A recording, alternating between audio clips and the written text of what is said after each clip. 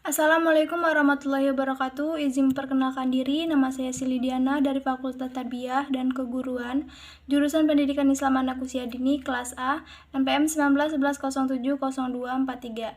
Di sini saya akan menjelaskan materi saya yang berjudul pencemaran lingkungan. Nah, yang pertama, saya akan menjelaskan tentang bahan-bahan pencemaran. Banyak dari bahan-bahan kimia telah menyebabkan pencemaran terhadap lingkungan air, seperti limpasan run-off dari pestisida dan herbisida yang berasal dari daerah pertanian atau perkebunan dan buangan limbah industri ke permukaan air. Nah, ini yang lebih seriusnya, terjadi rembesan ke dalam air tanah dari bahan-bahan pencemar yang berasal dari penampungan limbah kimia dan landfill, kolam penampungan atau kolam pengolahan limbah dan fasilitas-fasilitas lainnya. Limbah cair ini adalah sisa dari kegiatan perumahan maupun industri yang memakai bahan baku air dan mempunyai suatu karakteristik yang ditentukan oleh sifat fisik, kimia, dan biologi limbah. Selanjutnya, saya akan menjelaskan tentang bahan-bahan pencemaran. Yang pertama adalah bahan buangan padat. Bahan buangan padat yang dimaksud adalah bahan yang berbentuk padat, baik itu kasar maupun itu yang halus. Apabila bahan buangan padat larut di dalam air, maka kepekaan air atau jenis cairan akan buruk dan disertai perubahan warna. Bahan buangan padat yang berbentuk halus, sebagian ada yang larut dan sebagian lagi tidak dapat larut. Jadi di sini bahan buangan padat itu dibagi menjadi dua, yaitu butiran kasar dan butiran halus. Nah, contoh dari butiran kasar ini, misalkan botol plastik yang tidak bisa terurai di dalam air, tapi dia akan merubah air atau berat jenis cairan, dia akan buruk dan disertai dengan perubahan warna. Sedangkan untuk yang butiran halus ini seperti contohnya kertas. Nah, kertas ini bisa larut di dalam air, tetapi dia juga akan merubah air dan jenis cairan tersebut disertai dengan perubahan warna.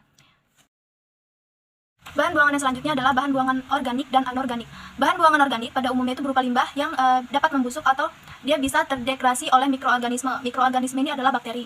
Menurut Proust, bahan buangan organik akan dapat meningkatkan populasi mikroorganisme di dalam air sehingga memungkinkan untuk ikut berkembangnya bakteri patogen. Bakteri patogen ini adalah penyebab penderitaan, itu bisa terjadi di manusia, tumbuhan, ataupun hewan. Yang selanjutnya, yang ketiga adalah bahan buangan anorganik. Bahan buangan anorganik ini pada umumnya berupa limbah yang tidak dapat membusuk dan sulit didegradasi oleh mikroorganisme. Contohnya misalkan timbal, niken, atau magnesium. Bahan buangan organik itu berasal dari industri yang melibatkan penggunaan unsur-unsur logam.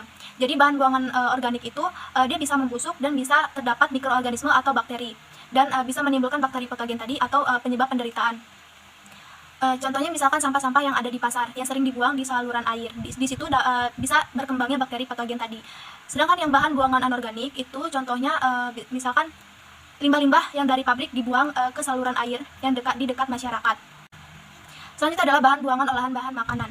Air lingkungan yang mengandung bahan buangan olahan bahan makanan akan banyak mengandung mikroorganisme atau bakteri tadi, termasuk di dalam bakteri patogen. Bahan buangan olahan bahan makanan mengandung protein gugusamin yang apabila didegradasi oleh mikroorganisme akan terurai menjadi senyawa yang mudah menguap dan berbau busuk. Contohnya misalkan sampah-sampah. Sampah-sampah buangan makanan kalau dibuang ke saluran air itu akan mengendap dan akan menimbulkan bau yang tidak sedap.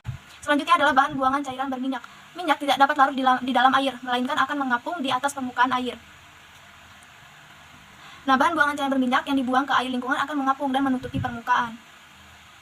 Selanjutnya adalah bahan buangan zat kimia. Bahan buangan zat kimia banyak ragamnya, tetapi yang dimaksud adalah bahan pencemaran air yang berupa sabun, deterjen, sampo, atau bahan pembersih lainnya.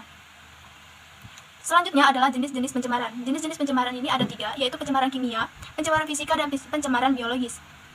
Pencemaran kimiawi yaitu pencemaran yang diakibatkan oleh masuknya zat-zat kimia, baik organik maupun anorganik, contohnya itu seperti merkuri, timbal, zat radioaktif, ataupun deterjen. Yang kedua adalah pencemaran fisika, yaitu pencemaran yang diakibatkan oleh masuknya benda-benda seperti kaleng, plastik, kaca, ataupun karet. Yang ketiga adalah pencemaran biologis, yaitu pencemaran yang diakibatkan oleh masuknya berbagai mikroorganisme seperti bakteri Entamoeba coli. Baiklah, selanjutnya adalah dampak pencemaran lingkungan.